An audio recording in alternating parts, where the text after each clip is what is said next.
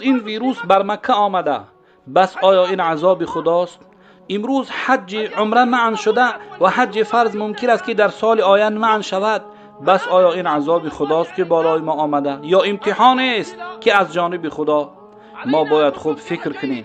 ما امروز در دولت عربی در یک زمان زندگی داریم که نرخها به بالا رفتند، یعنی تاجران ظالم شدند و زنها عریانند، یعنی بی حیا گشتند. مسجدها خالی گشتند از نمازگزاران و همه احکام خدا و فرمانهای خدا را بیهوده کردند و به آنها عمل نمی‌کنند.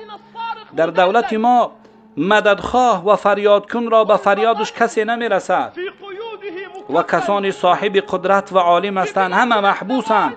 در دولت ما زن گرفتن مشکل است، زنا حلال و زنها بالای مردم زور شدند، بالای مردها، و زمین خدا را غصب کردند و فقیران زیر باران بی صاحب و بی چتر ماندند. بله، ما در زمانی هستیم در دولت عربی که همه کارهای خیر بیکار شدند. مثلا بعض انسان طهارت میکند، خوب طهارت میکند، اما در آب اسراف. صدقه میکنند بر فقیران، بعد از آن رسم آن را میگیرند و در رسانه های اینترنتی به مردم نشان میدهند، یعنی ریا میکنند. نماز شب میگذاریم اما قطع صله رحم میکنیم، روزه میگیریم، توبه میکنیم، اما حقارت و لعنت کن هستیم. آگاه باشید که جنت خدا قیمت و بالا مقام است.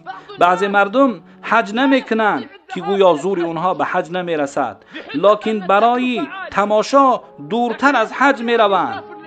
بعضی ها قربانی نمیکنند که زور ما به قربانی کردن نمیرسد، لیکن تلفن های نو برآمده را میخرند که از قربانی بالاتر است. آگاه باشید که جنت خدا قیمت است و بالا مقام است.